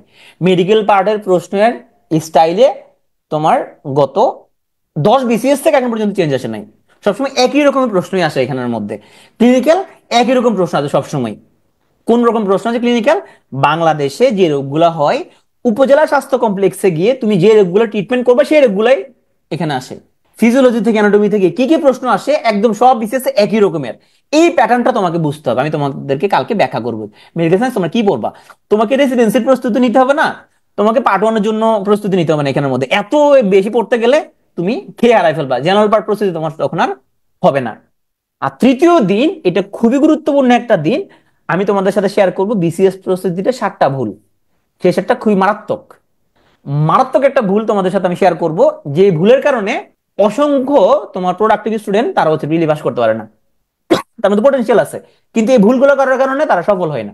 যারা এই 3 দিনের ওয়েবিনারে থাকবা, আমরা হাজিরা নিব তোমাদের কাছ থেকে। যারা ওয়েবিনারে থাকবা তাদেরকে আমাদের ফুল রিসোর্স, এখানে স্লাইড, তারপরে পিডিএফ, সিলেবাস অ্যানালাইসিস, হ্যাঁ একটা ইবুক, সবকিছু আমরা তোমাদেরকে ইমেল করে ইনশাল্লাহ পাঠাই দিব। তো তোমরা চেষ্টা করবা 3 দিনে সেশনে এখানে থাকার জন্য। আর আজকের সেশনে কোনো কিছুই তোমাদেরকে নোট করতে হবে না, কারণ আমাদের ওয়েবিনার গুলো তোমরা ইউটিউবে পেয়ে যাবা, ম্যাটেরিয়ালস গুলো আমরা তোমাদেরকে দিয়ে দিব। সুতরাং তোমাদেরকে নোট করা এই ধরনের কোনো কিছু করতে হবে না। তুমি শুধু মনোযোগ দিয়ে শুনো আমি কোন জায়গায় কি বলতেছি, কি কি পড়তে হবে, এই জিনিসটা মনোযোগ দিয়ে খেয়াল করে মাথার মধ্যে ঢুকাও। এটা পরে আবার রেকর্ডটা দেখে নিও, চার্ট গুলো দেখিও, সিলেবাস অ্যানালাইসিসটা দেখিও, দেখে তার নিজের মতো করে এটা মিলে নিও। এখন যদি তাকায় থাকো আর 2টা হাত পকেটে ঢুকে ফেলো, কারণ শয়তান তোমাদেরকে বারবার ওয়াসওয়াসা দিবে। শয়তান বলবে যে তুই এখানে বিসিএস কাটার হবি, রুগীদের সেবা করবি না, তুই জান্নাতে যাবি, তোর আমি জান্নাতে যাইতে দিব না, তোরা আমি এখন ডিস্টার্ব করব, তুই এখানের মধ্যে একটা ক্লিক কর, হ্যাঁ হ্যান্ড রেস কর, ক্লিক কর, এগুলো কর, তুমি হাতগুলা একটু পকেটে ঢুকে ফেলো, ঢুকে ফেলে চুপচাপ বসে দেখো আমি কি বলি, কথাগুলো শুনো। স্পেশাল বিসিএস এখানে আমাদের নিয়োগ হইতে পারে দুই ধরনের পোস্টে, সহকারী সার্জন এবং মেডিকেল অফিসার ফ্যামিলি প্ল্যানিং। সহকারী সার্জনের মধ্যে এখানের মধ্যে এমবিবিএস এবং সহকারী ডেন্টাল সার্জন, হ্যাঁ দুই পোস্টে এখানের মধ্যে নিয়োগ পাওয়ার সম্ভাবনা অনেক বেশি। 42 যেহেতু কোভিড এর সময় ছিল তখন আমাদের ডেন্টাল সার্জন বেশি প্রয়োজন ছিল না, সেই জন্য ডেন্টাল সার্জনের পোস্ট ছিল না 42 তে। কিন্তু এখানে সামনে স্পেশাল ইনশাল্লাহ আমার বিশ্বাস যে এখানের মধ্যে তোমার ডেন্টাল সার্জনের পোস্ট থাকবে। আর ফ্যামিলি প্ল্যানিং এর মেডিকেল অফিসারের কিছু পোস্ট এখানে থাকতে পারে। এখানে পরীক্ষার ধাপ কয়টা? ধাপ হলো মাত্র দুইটা, একটা প্রিলিমিনারি পরীক্ষা হবে 200 নম্বর, একটা মৌখিক পরীক্ষা হবে 100 নম্বরের। তোমাকে লম্বা চোরা 900 নম্বরের এত বড় লিখিত পরীক্ষা এখানে দিতে হচ্ছে না। তাহলে এই ধরনের একটা, এটা ফুল টস বল, ফুল টস বলে ছক্কা মারি ফেলতে হবে, হ্যাঁ তো ফুল টস বলে অনেকে ছক্কা মারতে কি কি হয়ে যায়, আউটও হয়ে যায়। তাহলে স্পেশাল হচ্ছে ডাক্তারদের জন্য একটা ফুল টস বল, এই ফুল টস বলে কনফিডেন্টলি ছক্কা হাঁকাই দিতে হবে। স্পেশাল সিলেবাস যেমন হতে পারে বাংলা 20, ইংরেজি 20, বাংলাদেশ বিষয়াবলী 20, আন্তর্জাতিক বিষয়াবলী 20, গণিত এবং মানসিক দক্ষতা হচ্ছে তোমার 10 10 20, মেডিকেল সায়েন্স 100। এখন এই সিলেবাসটা দেখে একটা ভ্রম হইতে পারে, ভ্রমটা কি, তাইলে তো এগুলো সব বাদ দিয়া বেশি বেশি করে মেডিকেল সায়েন্স পড়লে তো হয়ে গেল, তাই না? কারণ মান বন্টনে দেখা যাচ্ছে মেডিকেল সায়েন্স হচ্ছে অর্ধেক, বাকি সব মিলে হচ্ছে অর্ধেক। তাহলে মেডিকেল সায়েন্স বেশি করে পড়লেই তো এখানে নিশ্চিত ক্যাডার। মেডিকেল সায়েন্সে কি আসবে? ফিজিওলজি থেকে 25, অ্যানাটমি থেকে 25, মেডিসিন থেকে 25, প্যাথোলজি থেকে 25। তবে পিএসসি কখনোই এই ধরনের মান বন্টন 100% ফলো করে না। সাধারণত মেডিসিন থেকে এখানের মধ্যে প্রশ্ন তোমরা বেশি পাবা, 40 নম্বরের মতো এখানের মধ্যে তোমরা মেডিসিন থেকে পাবা, 40-এর মতো মেডিসিন থেকে প্রশ্ন বেশি আসে। ফিজিওলজি থেকে তুমি পাবা 30-এর মতো, তাইলে বাকি 30 আসবে অ্যানাটমি এবং প্যাথোলজি দুইটা মিলায়া। সবচেয়ে বেশি প্রশ্ন আসবে মেডিসিন এবং ফিজিওলজি থেকে। আর কোন কোন টপিক থেকে প্রশ্ন আসে পিএসসি তে সেটা আমরা কালকের ওয়েবিনারে ব্যাখ্যা করব। মেডিকেল সায়েন্স পার্ট টুকু, বিডিএস এর জন্য ডেন্টাল সায়েন্স পার্ট 1 এবং ডেন্টাল সায়েন্স পার্ট 2 সিলেবাসটা আমরা আগামীকাল আরো বিস্তারিত ব্যাখ্যা করবো। আজকে আমরা শুধু জেনারেল পার্ট নিয়ে কথা বলবো। তো এখন এই সিলেবাসটা দেখে তো লোকজন চিন্তা করতেছে স্পেশাল তাহলে খুবই সহজ, যেহেতু মেডিকেল সায়েন্স আমাদের জন্য এটা সহজ ব্যাপার, আমরা এগুলো পড়ে পাশ করে আসছি, তাহলে বেশি করে পড়লেই তো 70-80 তুললেই তো ক্যাডার। খুব সহজ না? নহে। কেন? স্পেশালে মেডিকেল সায়েন্স কখনোই ক্যাডার নির্ধারক না। কেন না? কারণ তুমি যেরকম মেডিকেল সায়েন্স পারো তোমার বন্ধুও মেডিকেল সায়েন্স পারে, তুমি যেরকম বিবিএস পাস করে আসছো ও বিবিএস পাস করে আসছে। যেহেতু বিসিএস এ মেডিকেল সায়েন্সে খুবই সুপারফিশিয়াল কোশ্চেন হয়, এখানে ওরকম ডিপ কোশ্চেন হয় না। তুমি মোটামুটি যেটুকু পারবা তোমার বন্ধু বান্ধব তোমার জুনিয়র সিনিয়র সবাই মোটামুটি ওরকমই পারবে। মেডিকেল সায়েন্সে বেশিরভাগ লোকজন কাছাকাছি নম্বর পাবে, বেশিরভাগ লোকজন খুবই কাছাকাছি। যেরকম মেডিকেল ভর্তি পরীক্ষায় তো অনেকে ভাবে যে বায়োলজি ভালো পারলেই তো হচ্ছে যে মেডিকেলের চান্স পেয়ে গেছে নিশ্চিত, আসলে তো তা না। কারণ বায়োলজি তুমি যেরকম পারো তোমার সাথে যারা পরীক্ষা দিচ্ছে ওরও বায়োলজি ওরকমই পড়ছে বেশি করে। দিন শেষে দেখা যায় যে মেডিকেল ভর্তি পরীক্ষায় তোমার সিট পাবা কি না নির্ধারণ করে দিচ্ছে ফিজিক্স, কেমিস্ট্রি, ইংলিশ এবং জিকে তে যে 10 নম্বর আছে অল্প ওইটুকু। বায়োলজি কিন্তু তোমার সিট নির্ধারণ করে দিচ্ছে না, কারণ বায়োলজি থেকে বেশিরভাগ লোকজনই ভালো নম্বর পাচ্ছে। তো স্পেশালে এরকম একটা কমন ভুল বেশিরভাগ লোকজন করে, ও রাত দিন মেডিকেল সায়েন্স পড়ে যেহেতু 100 নম্বর এবং এফসিপিএস এর সব বই শেষ করে ফেলে। বোকা কোথাকার! এফসিপিএস এর মতো কোশ্চেন কি আসবে তোমার বিসিএস এ? এত কঠিন কোশ্চেন বিসিএস এ কখনোই আসবে না। তাইলে বোঝা যাচ্ছে কঠোর পরিশ্রমী হইলেও তার স্ট্র্যাটেজি ঠিক নাই। স্ট্র্যাটেজি ঠিক না থাকার কারণে অনেকে দেখা যাচ্ছে স্পেশাল হইলেও এখানে ভালো করতে পারতেছে না। এবং স্পেশালে 40,000 যদি পরীক্ষা দেয় সেই 40,000 কিন্তু প্রত্যেকেই তোমার যে সিনিয়র ভাই তোমাকে বুঝাইছে বিসিএস দিস না, বিসিএস দরকার নাই, সেও দেখবা বিসিএস এর জন্য সে কোমর বাঁধে নামে পড়ছে। যেহেতু এখানে সবাই ক্যাডার হতে যাচ্ছে, সবাই কোমর বেঁধে নেমে পড়তেছে, এখানে মোটে সহজ কাজ হবে না। পড়াশোনা না করে এখানে ক্যাডার হওয়ার চিন্তা করা যাবে না। তোমার সিনিয়র জুনিয়র সবাই ঝাঁপায় পড়বে স্পেশাল একটা সিট নিজের করে নেয়ার জন্য। জেনারেল বিসিএস 30,000 ডাক্তার বিসিএস দিলেও 1,000-এর মতো পড়াশোনা করে, বাকি 29,000-এর কোনো পড়াশোনা করে না। কিন্তু এইখানে 40,000-এর মধ্যে 38,000-ই কঠোর পড়াশোনা করে তারপর পরীক্ষা দিবে। তাহলে বুঝতেছো সিচুয়েশনটা এখানে কেমন জটিল একটা ব্যাপার হবে। তাহলে উপায় কি? মেডিকেল সায়েন্স যদি এখানে ক্যাডার নির্ধারক না হয় তাহলে এখানে উপায়টা কি? উপায় হচ্ছে তোমাকে জেনারেল পার্টে ফোকাস দেয়া, যেখানে বেশিরভাগ লোকজনই ফোকাস দিবে না। চলো আমরা শুরু করি জেনারেল পার্টে আমরা কিভাবে প্রস্তুতি নিব। এইখানে আমি কয়েকদিন আগে নন ক্যাডার প্রস্তুতি নিয়ে কিছু কথা বলছিলাম, সেখানে কথাগুলো পাবা। আসলে বিসিএস সিলেবাস তো তোমার অনেকদিন ধরে একই, আমরা বারবার একই কথা বলতেছি, তারপরও অধিকাংশ লোকজন সে কথাগুলো শুনে না। জেনারেল বিসিএস এর বাংলা আর স্পেশালের বাংলা দুটা কিন্তু সেম প্রস্তুতি হবে না। কেন হবে না? কারণ এখানে বাংলাতে যে 20 নম্বর, সেখানে ব্যাকরণ হচ্ছে 15, সাহিত্য থেকে মাত্র 5। তাহলে চল আমরা দেখি যে বাংলা প্রস্তুতি আমরা কিভাবে নিব। এখানে ফন্টগুলো ছোট লাগলো, অনেকে ফোনে দেখতে পাচ্ছ না, যদি দেখতে না পাও সমস্যা নেই, এগুলো পিডিএফ পেয়ে যাবা আর এই রেকর্ডিং এ পেয়ে যাবা। হ্যাঁ, মন খারাপ করার কিছু নেই। বাংলা ব্যাকরণ হচ্ছে 15, সাহিত্য থেকে হচ্ছে 5। এখন বাংলা ব্যাকরণ থেকে তাহলে আমরা কি কি পড়তে হবে এটা বোঝার জন্য তোমার প্রিভিয়াস বিসিএস গুলোর প্রশ্নগুলো যদি আমরা দেখি কেমন প্রশ্ন আসে, দেখি তো আমরা এখানে কি কি টপিক থেকে প্রশ্ন আসছে সিলেবাসের মধ্যে। দেখা যাচ্ছে বানান, বাক্য শুদ্ধি, পরিভাষা, সমার্থক, বিপরীতার্থক। তা বিরোচনের পার্থক্য, পরিভাষা, সমার্থক, বিপরীতার্থক, বিরোচন, বিরোচন থেকে এখানে দেখা যাচ্ছে খুব ভালো অ্যামাউন্টের প্রশ্ন এখান থেকে আসতেছে। এরপরে ধ্বনি, বর্ণ, শব্দ, হ্যাঁ, সবসময় প্রশ্ন আসতেছে। বাক্য থেকে সবসময় প্রশ্ন আসে, প্রত্যয় থেকে প্রশ্ন আসে, সন্ধি থেকে প্রশ্ন আসে, সমাস থেকে সবসময় প্রশ্ন আসে। পিএসসি প্রায় সিলেবাসে নাই এরকম টপিক থেকে প্রশ্ন দেয়। ইভেন 42তেও সিলেবাসের বাইরে থেকে উপসর্গ অনুসর্গ আসছে, এক কথায় প্রকাশ আসছে, বাগধারা আসছে, বিরক্তি শব্দ আসছে। তাহলে পিএসসি সিলেবাসে যে কথাগুলি বলে সে কথাগুলোর বাইরে থেকেও কিন্তু পরীক্ষা প্রশ্ন কিন্তু দেয়। দেখ, এটা কিন্তু পিএসসি সিলেবাস স্পেশালের। কিন্তু 42তে দেখা যাচ্ছে সিলেবাসের বাইরে গিয়ে তার উপসর্গ অনুসর্গ, কারক বিভক্তি, সরি কারক বিভক্তি না, এক কথায় প্রকাশ, বাগধারা, বিরক্তি শব্দ, এগুলোতে প্রশ্ন দিয়ে দিছে। তাহলে তোমাকে এগুলোর জন্য প্রিপেয়ার থাকতে হবে। তাহলে বাংলার 15 নম্বরের জন্য এখানে তুমি যে টপিকগুলো দেখতে পাচ্ছ সেই টপিকগুলো যদি তুমি ভালো করে পড়ে ফেলো, তাহলে বাংলা ব্যাকরণটা তোমার প্রস্তুতি ডান হয়ে গেল। সাহিত্য নিয়ে তোমার বেশি এখানে মাথা ঘামাতে হবে না, কারণ সাহিত্য থেকে মাত্র 5 নম্বর। আমরা দেখি সাহিত্য থেকে কত নম্বর আসে। আরেকটা ব্যাপার দেখো, 42তম স্পেশাল বিসিএস এ ব্যাকরণ থেকে আসছে 16 নম্বর। তার মানে পিএসসি 15+5 এরকম ফলো করে না আসলে। ওরা ব্যাকরণ থেকে একটু বেশি দিতে পারে, সাহিত্য থেকে কম দিতে পারে, ওদের ইচ্ছে এরকম হইতে পারে, ব্যাকরণ থেকে 14, সাহিত্য থেকে 6 এরকমও হইতে পারে। একদম বেদ বাক্যের মতো ওরা ফলো করেন, একটু এদিক সেদিক হয়। এখন সাহিত্য একটা জেনারেল বিসিএস এর মতো এত রিগোরাস পড়ার তোমার এখানে দরকার নাই। হ্যাঁ, তাহলে তোমার এখানে সাহিত্য থেকে তুমি কি পড়বা, তোমাকে ব্যালেন্স করতে হবে, মেডিকেল সায়েন্সের সাথে জেনারেল পার্টটুকু ব্যালেন্স করতে হবে। তাহলে দেখো এখানে তুমি যদি মেইনলি পড়বা প্রাচীন আর মধ্যযুগ, মেইনলি পড়বা তুমি এখানের মধ্যে প্রাচীন যুগ এবং মধ্যযুগ। 42তে দেখো প্রাচীন যুগ থেকে একটা, মধ্যযুগ থেকে একটা, ঠিক এখানে 5-এর মধ্যে 2টা এখান থেকে চলে আসছে, কারণ এই পাঠটুকু খুবই ছোট। তাহলে প্রাচীন মধ্যযুগ পড়লেই তুমি এখান থেকে 2 নম্বর এখান থেকে পেয়ে যাবা। তো আমি সবসময় প্রিভিয়াস তোমার উদাহরণগুলো যে 100% ফলো করবে এরকম না, কারণ পিএসসির এক্সামিনার চেঞ্জ হয়েছে, পিএসসির বোর্ড মেম্বার চেঞ্জ হয়েছে, চেয়ারম্যান চেঞ্জ হয়েছে, সবকিছু চেঞ্জ হয়ে গেছে।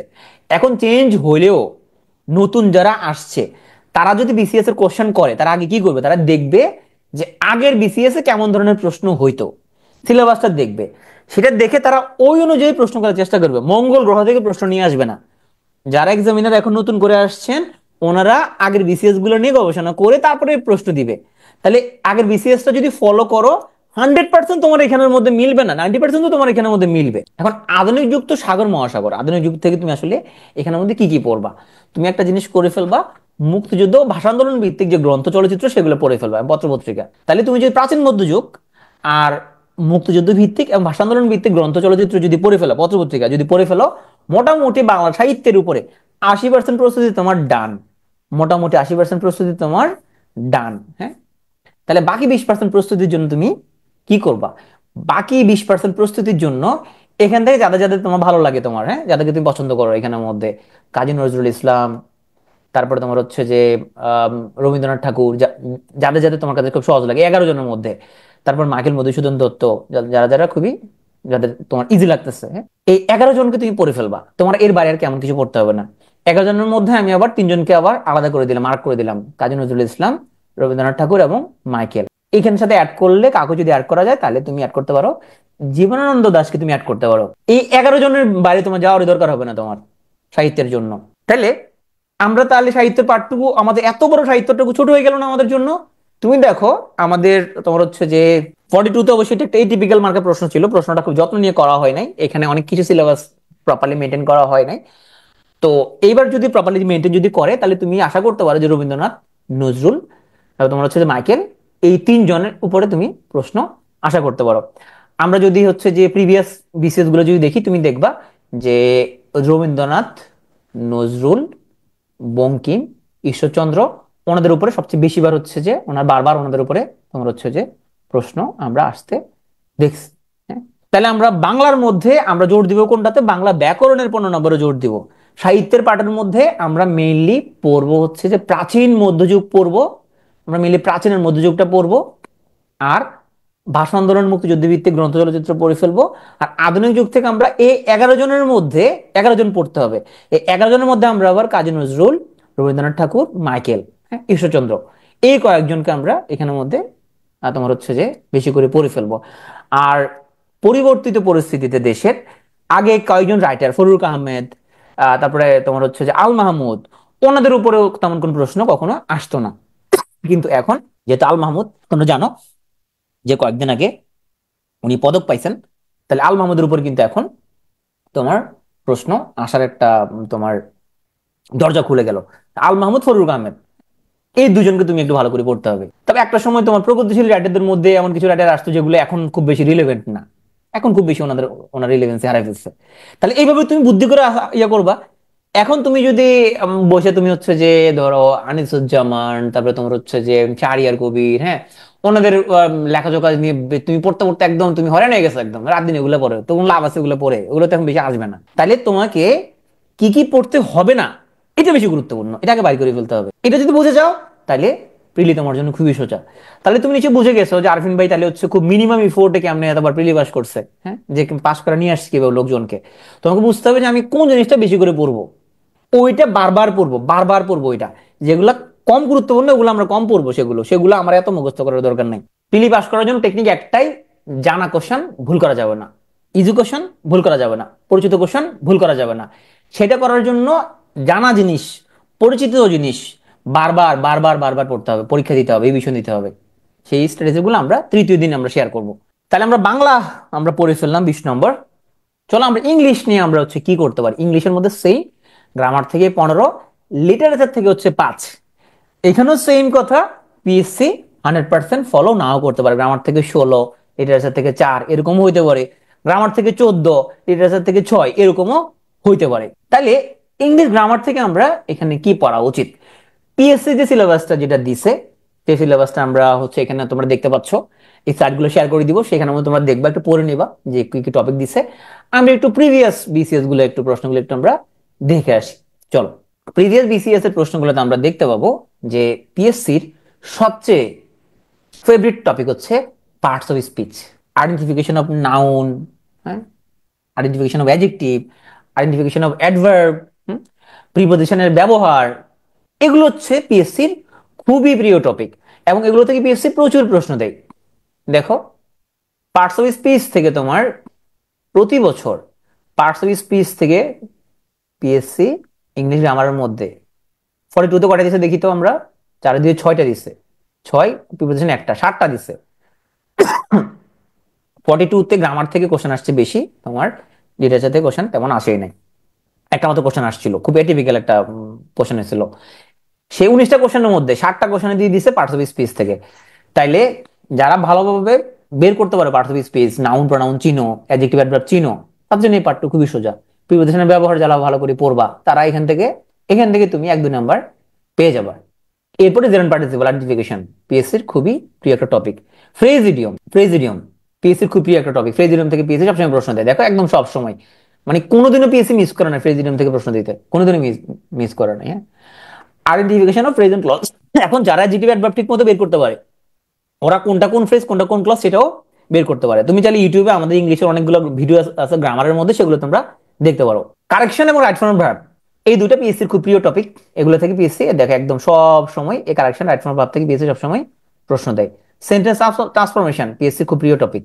ভয়েস পিএসসি খুবই প্রিয় টপিক। হ্যাঁ, ভোকাবুলারি মানে সিনোনিম অ্যান্টোনিম পিএসসির খুব প্রিয় টপিক।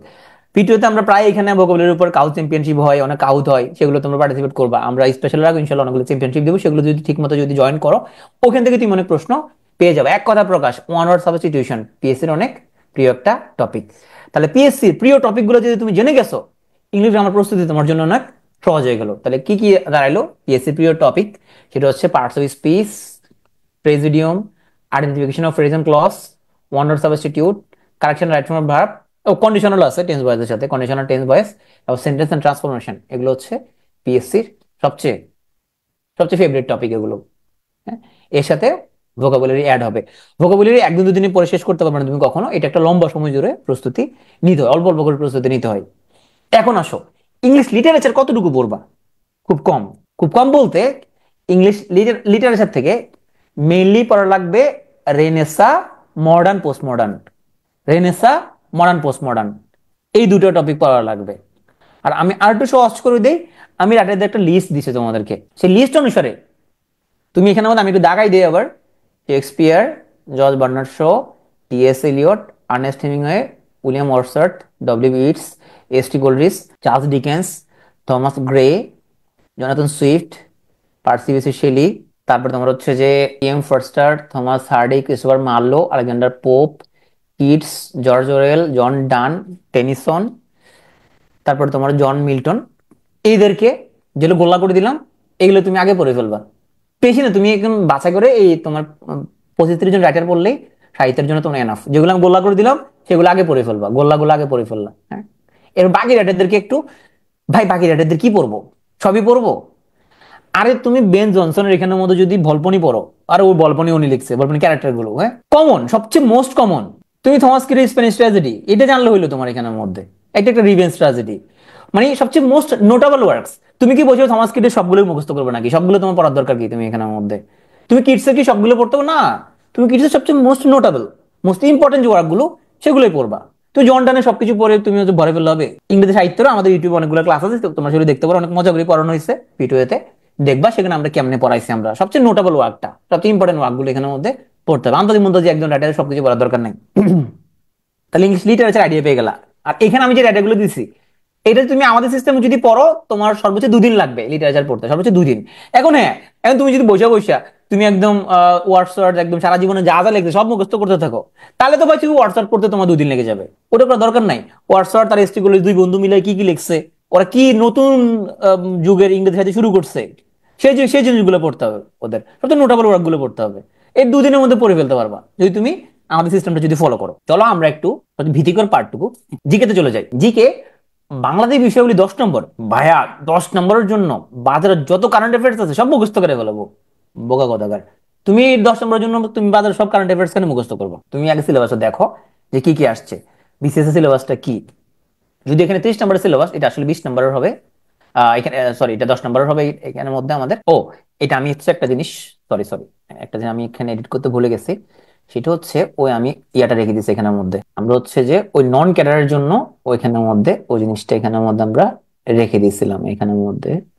সরি, এগুলো সব ডাবল হয়ে যাবে, আমি সাইডে এডিট করে দিব। হ্যাঁ, আমাদের নন ক্যাডারের জন্য অর্ধেক তো মার্ক, সেখানের জন্য আমরা হচ্ছে এখানে এটা হবে 8, 2 এবং 2, জাস্ট এইভাবে এখানে আমাদের একটু চেঞ্জ হবে। ওকে, তাহলে বাংলাদেশ বিষয় বলি যে এখানে যে 20 নম্বর, সরি 20 নম্বর প্রস্তুতি তুমি কিভাবে নিবা। হ্যাঁ, এখানে 30 বললেও এটা আমরা জেনারেল বিসিএস সিলেবাস থেকে নিছি, এখানে হবে 20 নম্বর, এবং এখানে যেখানে 6 সেটা 4 হয়ে যাবে, 3-এর জায়গায় 2 হয়ে যাবে, এরকম হয়ে যাবে। হ্যাঁ, পিএসসি এই মান বন্টনটা বেশিরভাগ সময় ফলো করে না আসলে। তাহলে পিএসসির মর্জি, মন বুঝতে হলে আমাদেরকে কি করতে পারে, যে বলছে শিল্প বাণিজ্য থেকে 3, সংবিধান থেকে 3, রাজনীতি থেকে 3, সরকার থেকে 3, এরকম 100% ফলো করে না। এদের সাথে 34 জুলাই আমাদের জুলাই বিপ্লবটা অ্যাড হবে নতুন টপিক হিসেবে। তাহলে পিএসসির আমরা দেখি প্রিয় টপিক গুলো কি কি। পিএসসি সবসময় ইতিহাসটা খুব পছন্দের একটা টপিক। বাংলাদেশের একদম প্রাচীন কাল থেকে আজকের দিন পর্যন্ত বাংলাদেশের যে ইতিহাস, এটাই পিএসসির সবচেয়ে প্রিয় টপিক। এবং এই একটা টপিক থেকে পিএসসি 42 বিসিএস এ 10টা কোশ্চেন দিচ্ছে। ইতিহাস পিএসসির সবচেয়ে প্রিয় টপিক। আমি জানি ফন্টগুলো খুব ছোট দেখা যাচ্ছে, তোমরা এটা পিডিএফ পেয়ে যাবা এবং এই সিলেবাস অ্যানালাইসিসটাও তোমরা ইনশাল্লাহ পেয়ে যাবা। সো এখানের মধ্যে আমার কথাগুলো শুনো, পরে তোমরা এখানে মিলে দেখতে পারবা। দেখা যাচ্ছে পিএসসির সবচেয়ে সবচেয়ে সবচেয়ে প্রিয় টপিক হচ্ছে ইতিহাস, তারপর হচ্ছে কৃষি, তারপর হচ্ছে জনসংখ্যা, তারপর হচ্ছে তোমার শিল্প বাণিজ্য, সংবিধান। এগুলা পিএসসির সবচেয়ে প্রিয় টপিক। তাহলে বাংলাদেশ বিষয়াবলী প্রস্তুতি নেওয়ার সময় আমরা আন্তাজি সবকিছু না পড়ে আমরা ইতিহাস থেকে যে ভাইয়া অনেক কিছু তো আছে না, ইতিহাস থেকে আমরা একদম জিস্ট সারমর্মটুকু এখানের মধ্যে পড়বো। তো ভাই এখন তো মনে হয় সব চেঞ্জ হয়ে গেছে। 71 সাল তো চেঞ্জ হয়ে গেছে, 71 সাল চেঞ্জ হয়ে গেছে আবলু কোথাকার, 71 সাল কি চেঞ্জ হয়ে গেছে? 71 সাল চেঞ্জ হয় না, 71 সাল চেঞ্জ হলে তো আমরাই তো নাই, অস্তিত্ব তো না আমাদের, সিলেবাস চেঞ্জ হয় নাই। তোমার কিছু পড়া তোমাকে একটু বেশি করে পড়তে হবে। কি বেশি করে পড়তে হবে? আমরা আগে 47-এ আমাদের ফাউন্ডিং ফাদার্সদেরকে ওইভাবে আমরা পড়া লাগতো না। তাইলে 47 যদি না আসতো, 71 তো আসতো না। 47 আসার কারণে 71 আসছে। তাহলে 47-এ কাদের অবদান ছিল ওনাদেরকে একটু তোমাকে ডিটেলসে পড়তে হবে। 47 আগে আমরা বেশি পড়াইতাম না। এরপরে 71-এ আমরা আগে শুধুমাত্র বঙ্গবন্ধু শেখ মুজিবুর রহমান এবং বাংলাদেশ আওয়ামী লীগ এগুলো আমরা বেশি পড়াইতাম। আমরা 71 পড়াতে গিয়ে এখানের মধ্যে আমরা মাওলানার ভাষা নিয়ে আমরা তেমন পড়াইতাম না, আমরা তাজউদ্দিন তেমন পড়াইতাম না, মেজর জলিল পড়াইতাম না, জিয়া রহমান পড়াইতাম না, সেক্টর কমান্ডার কাউকে তেমন একটা পড়াইতাম না। এখন তোমার পড়ার মধ্যে ইতিহাসের মধ্যে একটু পড়াটা একটু বাড়বে। এখন অন্যদেরকে তোমাকে ক্রেডিট দিতে হবে। এতদিন আমরা অন্যদেরকে কোনো ক্রেডিট দেই নাই, শুধুমাত্র বঙ্গবন্ধু শেখ মুজিবুর রহমান এবং আওয়ামী লীগকে আমরা ক্রেডিট দিচ্ছি, আর কাউকে কোনো ক্রেডিট দেই নাই। এখন তোমার পড়াটা একটু বাড়বে, সিলেবাস চেঞ্জ হয় নাই। ক্লিয়ার? কয়েকজন বলে যে ভাই 71 সাল তো সব চেঞ্জ হয়ে গেছে, ইতিহাস তো চেঞ্জ হয়ে গেছে, ইতিহাস চেঞ্জ হয় নাই। তোমার পড়াটা একটু বাড়াইতে হবে তোমার। এখন জিয়া রহমানের অবদান তোমাকে পড়তে হবে, মেজর জলিল তোমাকে পড়তে হবে, তোমার সেক্টর কমান্ডার যারা আছে ওসমানী তোমাকে পড়তে হবে। আমরা আমাদের যে 47 যে জেনারেল বিসিএস এর প্রস্তুতিতে আমরা হচ্ছে যে 71 থেকে 75 এটা আমরা একটু পড়াই দিছি, 75 এর পর থেকে আমরা একটু পড়াই দিছি। তারপর এখানের মধ্যে আমাদের ওসমানী, মেজর জলিল, জিয়াউর রহমান, ভাসানী ওনাদেরকে আমরা একটু পড়া দিছি। কেন? কারণ ওনারা এখন অনেক বেশি প্রাসঙ্গিক। তাহলে একটু পড়া বাড়ছে, কিন্তু সিলেবাস চেঞ্জ হয় না এখানের মধ্যে। আগে আমরা অনেক বেশি পড়াইতাম 6 দফা, অনেক বেশি 7 মার্চের ভাষণ, এগুলো অনেক বেশি পড়াইতাম। এখন এইগুলো একটু কমে যাবে গুরুত্বটা, কিন্তু সিলেবাস চেঞ্জ হয় নাই। ক্লিয়ার? আশা করি বুঝতে পারছে। তাহলে ইতিহাস এখনো পিএসসি প্রিয় টপিক। এবং এটার সাথে যোগ হবে আমাদের জুলাই বিপ্লব। জুলাই বিপ্লব এখানের মধ্যে কবে থেকে শুরু হয়েছে, কোন দিনের ঘোষণা কি আসছে, গুরুত্বপূর্ণ ইভেন্ট গুলা কি, শহীদ যারা হয়েছে ওনাদের মধ্যে উল্লেখযোগ্য যারা খুবই, তাদের বাড়ি কোন জেলায়, পুরো নাম কি, এই জিনিসগুলো একটু তোমাকে ডিটেলসে পড়তে হবে। কোন দিন কি ঘটছে এগুলো পড়তে হবে, একটু জাস্ট অ্যাড হবে সিলেবাসটা। এবার হচ্ছে কৃষি। কৃষি তোমার, তুমি তুমি যে কোনো একটা আমাদের P2 এর একটা ভিডিও খুললেই তুমি ইউটিউবে ঢুকলে পেয়ে যাবে কৃষি থেকে আমরা এখানে কি কি পড়াই। কৃষি, জনসংখ্যা, সংবিধানের মধ্যে এখানের মধ্যে আগে কিছু অনুচ্ছেদ, যেমন তোমার ধরো 7-এর খ এখন অত বেশি তোমার খুব বেশি রিলেভেন্ট না, 7-এর ক খ এখন অত বেশি রিলেভেন্ট না, 4-এর ক এখন অত বেশি রিলেভেন্ট না। তাহলে কিছু অনুচ্ছেদ এখন কম রিলেভেন্ট হয়ে গেছে, এগুলো তোমাকে কম পড়তে হবে বা এগুলো তুমি বাদ দিতে পারবা। কিন্তু সংবিধান এখনো চেঞ্জ হয় নাই। নতুন নির্বাচিত সরকার আসলে তারা যদি চেঞ্জ করে সেটা পরে দেখা যাবে। তাইলে যারা হাউদাস করতেছে ভাই সব চেঞ্জ হয়ে গেছে, কি চেঞ্জ হয়েছে? সব কিছু চেঞ্জ হয় না এখন। তোমার কিছু জিনিস কম পড়বা, কিছু জিনিস তুমি এখন বেশি পড়বা, এটাই হয়েছে। তারপর রাজনৈতিক ব্যবস্থার মধ্যে আগে আমরা শুধুমাত্র আওয়ামী লীগটা পড়াইতাম, এখন তুমি অন্য রাজনৈতিক দল যেগুলো আছে, তারপর তোমার হচ্ছে যে বিএনপি ইতিহাসটা একটু পড়বা, নতুন রাজনৈতিক দল এনসিপি হয়েছে ওদের ইতিহাসটা পড়বা, ওরা এনসিপি কয় তারিখ হয়েছে, হ্যাঁ কেমনে হয়েছে, ওদের আবার একটা এগুলো টুকটাক জিনিসপত্রগুলো একটু পড়তে হবে। একটু পড়াটা তোমার এখানের মধ্যে বাড়ছে। ক্লিয়ার? জাতীয় অর্জন, খেলাধুলা, পুরস্কার, এগুলোর মধ্যে সাম্প্রতিক বাংলাদেশের যে অর্জনগুলো আছে, তুমি জানো এখন বিমস্টেকের যে তোমার বিমস্টেকের চেয়ারম্যান হচ্ছে এখন বাংলাদেশ, হ্যাঁ? তাহলে তুমি বিমস্টেক নিয়ে একটু ভালো করে পড়ে ফেলতে হবে, সাম্প্রতিক সময়ে যে যে জিনিসগুলো ঘটতেছে এগুলো। তাহলে আশেপাশে তোমাকে চোখ কান খুলে রাখতে হবে, স্বাধীনতা পদক যারা যারা পাইছে ওনাদেরকে একটু পড়ে ফেলতে হবে। তোমার ব্র্যাকের ফজলে হাসান আবেদ, কবি আল মাহমুদ, তারপর তোমার হচ্ছে যে আমাদের সিঙ্গার আজম খান, হ্যাঁ ওনাদেরকে একটু একটু সুন্দর করে পড়ে ফেলতে হবে ওনাদের। তাহলে তুমি তুমি তো বুঝে গেছো ভাই কি পড়তে হবে, আমি বলা লাগতেছে না, তুমি এমনি বুঝে গেছো কি কি পড়তে হবে। ক্লিয়ার? তাইলে আমাদের ইতিহাসটা যদি ভালো করে যদি পড়ি, ইতিহাস, কৃষি, জনসংখ্যা, এই 3টা টপিক পড়লেও আমরা মোটামুটি 12 নম্বর আশা করতে পারি, 10 থেকে 12, 10 থেকে 12 নম্বর আমরা এখান থেকে আশা করতে পারি। আর তুমি হচ্ছে অর্থনীতি, সংবিধান, শিল্প, সরকার, রাজনৈতিক, এগুলো পড়লে আরো 8 নম্বর তুমি আশা করতে পারো। এবং এটার মধ্যে মোটামুটি পিএসসি স্পেশাল বিসিএস এর মধ্যে থাকবে। ভাই প্রত্যেকটা টপিকের মধ্যে আমরা কি একদম জেনারেল বিসিএস এর মতো এত রিগোরাস পড়বো না? এত রিগোরাস না, এখানে একটু সুপারফিশিয়ালি যাইতে হবে, এখানের মধ্যে অনেক কিছু বাদ দিতে হবে, অনেক কিছু বাদ দিয়ে তোমাকে পড়তে হবে, এত তোমার এত রিগরাস পড়তে হবে না। আর আন্তর্জাতিকের মধ্যে সেম কথা, সেম ট্রিটমেন্ট, এখানে অত রিগরাস না, একটু সুপারফিশিয়ালি যাইতে হবে এখানের মধ্যে। তাহলে আমরা পিএসসির মধ্যে, সরি এখানের মধ্যে 4 হবে, একটা করে 4 করি হবে এখানের মধ্যে। ওইটা হচ্ছে আমরা মূলত ওই যে নন ক্যাডারের জন্য বানানোর সময় এটা হয়ে গেছিল, এখানে 20 হবে, হ্যাঁ? আমি এডিট করে দিব। এখানে পিএসসি যা যা বলছে পিএসসি এগুলো ফলো করে না কোনো কিছুই। ওরা বলছে বৈশ্বিক ইতিহাস, আঞ্চলিক আঞ্চলিক ব্যবস্থা থেকে, ভূরাজনীতি থেকে, ওরা এখানের মধ্যে ওরা ম্যাক্সিমাম প্রশ্ন এখানের মধ্যে দিবে, কিন্তু ওরা এই মানবন্টনটা 100% ফলো করে না। ওদের কিছু প্রিয় টপিক আছে, আমরা একটু দেখি পিএসসির প্রিয় টপিক কি। এক্সামিনার চেঞ্জ হইলো, এক্সামিনার যদিও চেঞ্জ হয়, হ্যাঁ, চেঞ্জ হইলেও পিএসসির এখানের মধ্যে তোমার যারা নতুন করে যারা প্রশ্ন করবে ওনারা তো তার আন্দাজে প্রশ্ন করবে না, আগের বিশেষ দেখবে না ওনারা। আমি একটু জুম করি, আর এই মান বন্টনটা, এই সিলেবাস অ্যানালাইসিসটা তোমাদেরকে আমরা পিডিএফ করে সুন্দর করে তোমাদেরকে আমরা ইনশাল্লাহ দিয়ে দিব, হ্যাঁ? তোমাদের জন্য আমরা একটা ইবুক বানাইছি প্রিভিয়াস বিসিএস এর প্রশ্নগুলো নিয়ে ব্যাখ্যা সহ, হ্যাঁ? এগুলো তোমরা ফ্রিতে পেয়ে যাবা, হ্যাঁ? শুধু পিটোর জন্য দোয়া করলে হবে। আর যারা মনে করতে আরফিন ভাই শুধু কোর্স বিক্রি করে চলে, আরফিন ভাই কোর্স বিক্রি করে চলার দরকার নাই, হ্যাঁ? এই জন্য এখন ক্লাসও নেই না, কই কই আরফিন ভাই শুধু কোর্স বিক্রি করে চলে, শুধু ইনি শুধু কোর্স বিক্রি করে। পিটিও কোর্স বিক্রি করে চলার দরকার নাই, পিটিও আর কোর্স বিক্রি ছাড়া আরো অনেক কিছু করতে পারে। আচ্ছা, আমরা একটু আন্তর্জাতিকটা কোর্স বিক্রি করি কেন? কারণ তোমাদের সাথে যোগাযোগ হয়, কথা হয়, ভালো লাগে, তোমাদের সাথে কানেক্টিভিটি থাকে, হ্যাঁ? শুধু টাকা উপার্জন করার জন্য পিটিও তোমার হচ্ছে যে কোর্স সেল করে না। ওটা করলে আমরা ইউটিউবে এত ভিডিও দিতাম না, আমরা আমরা এত কিছু ফ্রিতে দিতাম না। ইউটিউবে কন্টেন্ট দিয়ে দিচ্ছি, ওয়েবিনার যত স্লাইড সবকিছু দিয়ে দেই আমরা, আমাদের যে তোমার টেলিগ্রাম চ্যানেল এত কন্টেন্ট দিয়ে দিতাম না আমরা। আচ্ছা দেখো, মহাদেশগুলোর মধ্যে পিএসসির প্রিয় 2টা মহাদেশ হচ্ছে, প্রিয় মহাদেশ হচ্ছে এশিয়া, হ্যাঁ? তো এশিয়া তো অন্য কিছু কেন হবে? তাহলে মহাদেশগুলোর মধ্যে পিএসসির প্রিয় হচ্ছে কি, এই যে এশিয়া, এশিয়া হচ্ছে পিএসসি সবচেয়ে প্রিয়। তাহলে মহাদেশের মধ্যে তুমি এশিয়া পড়ে ফেলবা। এরপরে এরপরে পড়তে চাইলে ইউরোপ, না পড়তে চাইলে নাই। তাহলে মহাদেশগুলোর মধ্যে তুমি এশিয়াটা ভালো করে পড়বা, কারণ এটাই পিএসসির সবচেয়ে প্রিয়। আন্তর্জাতিক নিরাপত্তা, আন্তর্রাষ্ট্রীয় ক্ষমতা সম্পর্কের মধ্যে যদি আমরা যাই, এখানে পিএসসির প্রিয় টপিক হচ্ছে প্রণালী, সীমানা, বিরোধপূর্ণ অঞ্চল। এটাই পিএসসির সবচেয়ে প্রিয় টপিক। বিভিন্ন প্রকার সামরিক জোট, ন্যাটো এখন খুবই প্রাসঙ্গিক, ন্যাটো এখন খুবই প্রাসঙ্গিক, যেহেতু তোমার ইউক্রেন রাশিয়ার যুদ্ধ চলতেছে এখনো, হ্যাঁ? তারপর বাংলাদেশ আসিয়ানের নিয়ে কথাবার্তা চলতেছে, বিমস্টেকের চেয়ারম্যান হলো বাংলাদেশ, তাহলে এগুলো এখন খুব গুরুত্বপূর্ণ। তাহলে এটা পিএসসির খুবই প্রিয় একটা টপিক। আমরা যদি আসি এখানের মধ্যে, আমরা আমরা একটু নিচে যদি যাই, তাইলে দেখো সাম্প্রতিক পিএসসির খুব বেশি প্রিয় টপিক না। এরপরে তোমার হচ্ছে পিএসসি প্রিয় টপিক হলো আন্তর্জাতিক, জলবায়ু ইস্যু ও কূটনীতি, পরিবেশ বিষয়ক বিভিন্ন সংগঠন, অন্যান্য, এবং জলবায়ু বিষয়ক চুক্তি, প্রোটোকল, কনভেনশন। এটা পিএসসি খুবই প্রিয় একটা টপিক, হ্যাঁ? আচ্ছা, এগুলো একটু কম কম প্রিয়।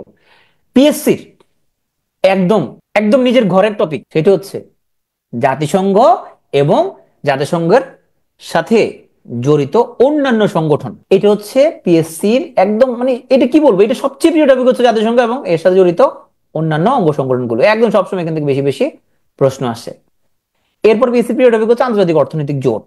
তাহলে তুমি বলবা যে ভাইয়া, এখানের মধ্যে আপনার কথা শুনে তো আর পিএসসি প্রশ্ন করবে না, তো আপনার কথা শুনে যদি পিএসসি যদি প্রশ্ন যদি না করে, তাইলে এখানে আপনার কথা শুনে যদি আমরা এগুলা পড়লাম শুধুমাত্র, তো ভাই তাহলে যদি আমি যদি মারা খাই এগুলো আপনার কথার মধ্যে শুনতে গিয়ে, হ্যাঁ, তুমি মারা খাবে না কেন?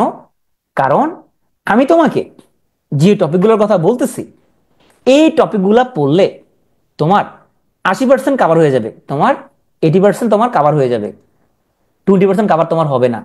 এবং এই 80-20 রুলের কথা আমি তোমাদেরকে তৃতীয় দিন বলবো, প্যারেটো প্রিন্সিপাল। এমন জিনিসের উপর আমাদের বেশি পরিশ্রম করতে হবে, বেশি ফোকাস দিতে হবে যেখান থেকে 80% কাভার করে, এমন জিনিসে ফোকাস কম দিব যেখানে মাত্র 20% কাভার করে। আমরা তৃতীয় দিন এটা নিয়ে কথা বলবো। অধিকাংশ স্টুডেন্ট এই 20% ইনশিওর করার জন্য এত যান প্রাণ লাগায়, এই 80% কোনো খবরই নাই। তুমি যদি 80%-এর উপর বেশি নজর দাও, তাইলে বারবার পড়ো, বারবার পড়ো, বারবার পড়ো, তাহলে তুমি পাস করে ফেলবে কনফার্ম। তাইলে তুমি বলতেছো ভাই আপনি তো একদম পিক করে করে টপিক কমা দিচ্ছেন এখানের মধ্যে, তাহলে আমি যদি মারা খাই আমি সবই পড়বো, আমি তুমি পড়ো সবই, সমস্যা না, পড়লে তো ভালো, তুমি তো মনে রাখতে পারবে না তুমি এখানের মধ্যে। তাহলে আমরা পিক করতেছি এই জন্য অন্তত 80% যাতে আমাদের কাভার হয়ে যায় এই টপিকগুলো যদি পড়ি, বাকি 20% কাভার করার জন্য পুরোটা পড়তে হবে তোমাকে, তাও 100% কাভার হবে না। তাহলে দেখো এখানের মধ্যে আমরা এটা ডাবল হবে। হ্যাঁ, সংগঠন পড়লে 6 থেকে 8। হ্যাঁ, সংগঠন বিভিন্ন রকমের আন্তর্জাতিক জোট সংগঠন। বৈশ্বিক ইতিহাস ভূরাজনীতি, এখানের মধ্যে আমরা 2 থেকে 4 নম্বর। শান্তি নিরাপত্তা 2 থেকে 4। পরিবেশ 2 থেকে 4। সিঙ্গেল মোস্ট ইম্পর্টেন্ট টপিক যদি বলি, সবচেয়ে ইম্পর্টেন্ট টপিক হচ্ছে বিভিন্ন আন্তর্জাতিক সংগঠনগুলো, জাতিসংঘ এবং এর সাথে জড়িত বিভিন্ন সংগঠন, বিভিন্ন সামরিক জোট, পরিবেশ বিষয়ক, জলবায়ু বিষয়ক বিভিন্ন সংগঠন। এটা হচ্ছে সবচেয়ে ইম্পর্টেন্ট টপিক। আমি তোমাদের পুরো সিলেবাস অ্যানালাইসিস আমরা ইনশাআল্লাহ শেয়ার করে দিব। তোমাদের হচ্ছে যে কোনো কিছু নোট করা লাগবে না, জাস্ট আমি কি বলি সেটা একটু শোনো। ডাক্তাররা সবচেয়ে ভয় পাই যে সাবজেক্টে, সেই সাবজেক্টটাকে আমি বললাম দাবার ঘোড়া। কেন? কারণ স্পেশাল বিসিএস এ মাত্র 0.5 জন্য ক্যাডার হওয়া না হওয়া নির্ভর করবে। কেন ভাইয়া? কারণ জেনারেল বিসিএস এ মেরিট লিস্ট হবে 900 + 100, টোটাল 1000 নম্বরের উপরে। এই 1000 নম্বরের উপরে 1000 নম্বরের উপরে 200 জন বা 250 জন বা 300 জনের মতো ডাক্তার নিয়োগ দিবে। এই 1000 নম্বরের উপর যে পরীক্ষাটা হবে, এই 1000 নম্বরের পরীক্ষাটা নিয়ে 900 নম্বর লিখিত, 100 নম্বর ভাইবা, এই 1000 নম্বরের পরীক্ষাটা নিয়ে 300 থেকে 350 ডাক্তারকে নিয়োগ দিবে একটা জেনারেল বিসিএস এ। কিন্তু স্পেশালে প্রিলি 200, ভাইবা 100, এই 300 নম্বরের পরীক্ষা নিয়ে 2 থেকে 2500, ইভেন 3000 ডাক্তারও নিয়োগ দিতে পারে। তার ফলে দেখা যাবে যে একই নম্বর প্রাপ্ত ডাক্তারের সংখ্যা অনেক বেশি।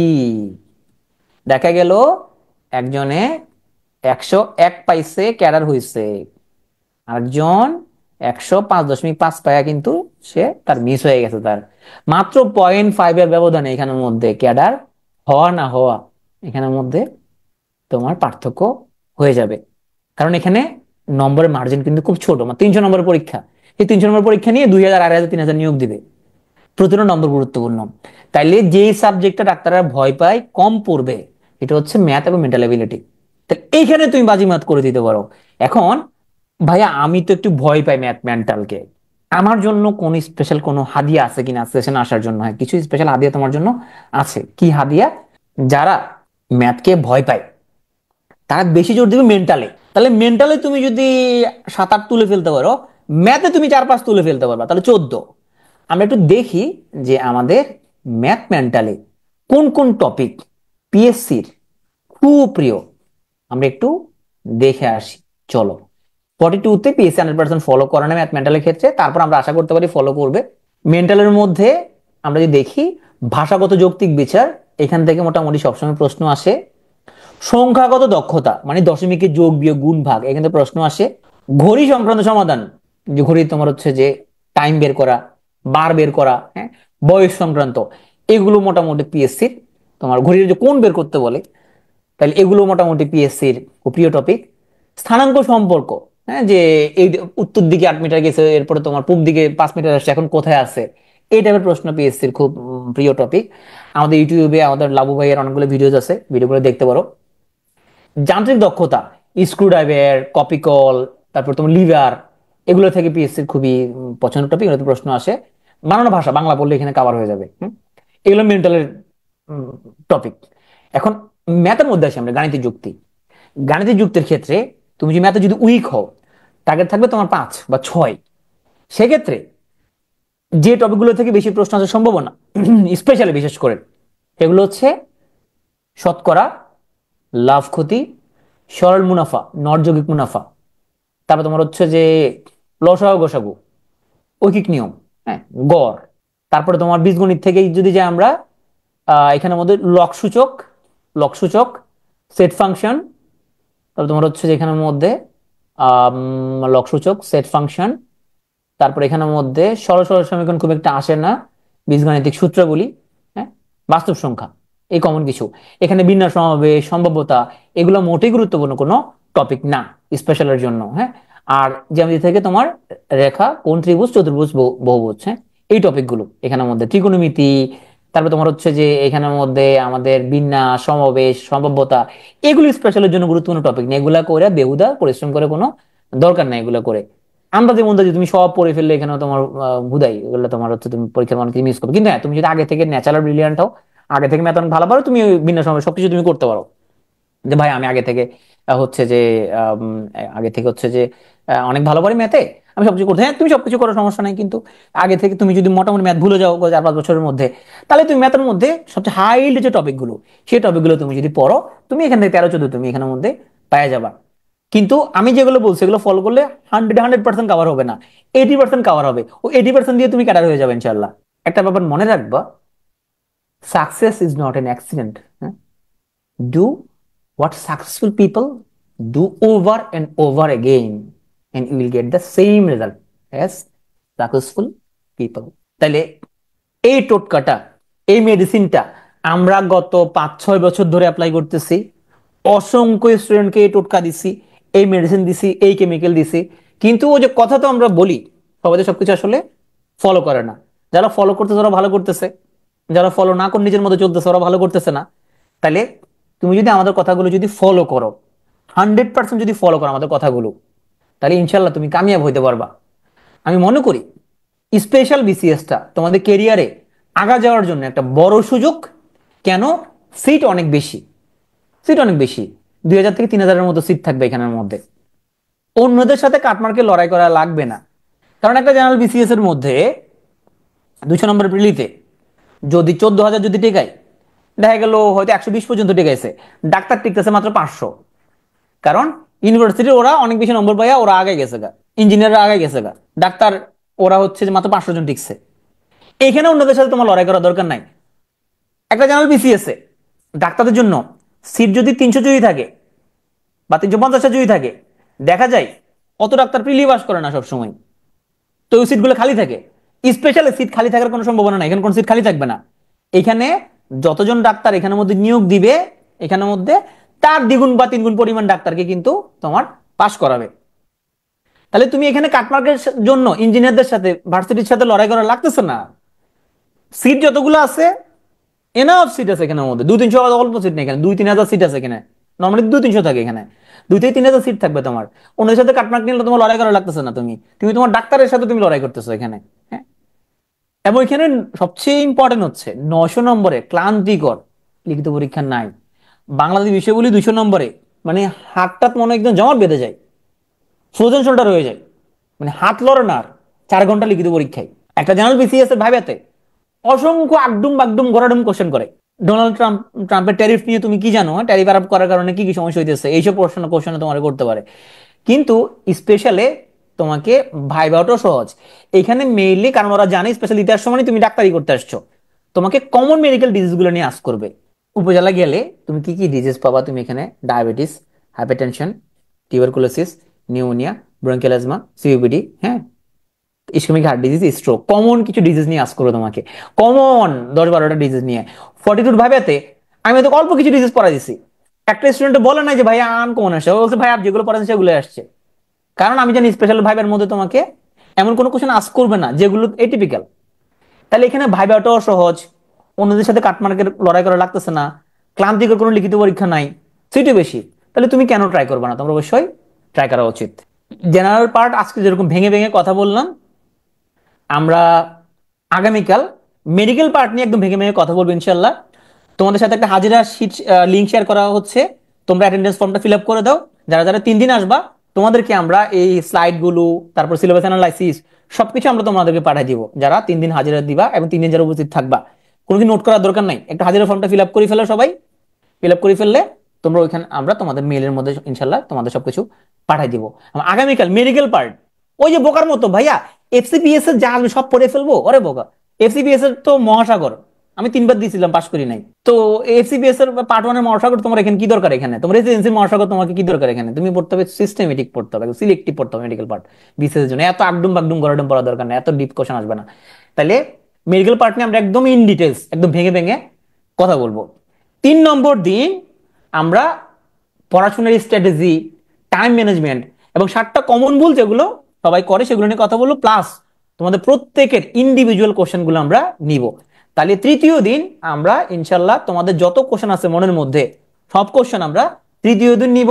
তোমাদের অনেক কোশ্চেন আছে, ভাইয়া কেমনে পড়বো, কতটুকু পড়বো, ভাইয়া ভয় লাগতেছে, যত রকম প্রশ্ন আছে ইনশাল্লাহ 3 নম্বর দিন তোমাদের সবার প্রশ্ন আমি ইনশাল্লাহ আনসার দিব। কালকে মেডিকেল পার্ট নিয়ে কথা বলবো, পরশুদিন আমরা প্রথম আধা ঘন্টা কথা বলে ফেলবো স্ট্র্যাটেজি নিয়ে, পরের আমরা 1-1.5 ঘন্টা 2 ঘন্টা 3 ঘন্টা যতক্ষণ থাকা যায় আমি তোমাদের সব প্রশ্নের আনসার দেওয়ার ট্রাই করবো ইনশাল্লাহ। তো আজকের ওয়েবিনারটা তোমরা এত ধৈর্য নিয়ে এত মনোযোগ দিয়ে শোনার জন্য তোমাদেরকে অসংখ্য ধন্যবাদ। আমি তোমাদের কাছে অনেক কৃতজ্ঞ। তো তোমরা এত মনোযোগ দিয়ে, এত কোনো রকম ডিস্টার্ব না করে, হ্যান্ড রেজ না করে একদম গভীর মনোযোগে আমার কথাগুলো শুনছো, আমি তোমাদের কাছে খুবই কৃতজ্ঞ। তোমাদেরকে অনেক ধন্যবাদ এত কষ্ট করে আজকের ওয়েবিনারে আসার জন্য।